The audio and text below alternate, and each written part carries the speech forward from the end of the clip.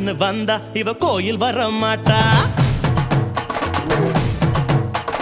திருவிழான்னு வந்தா இவ கோயில் வர மாட்டா.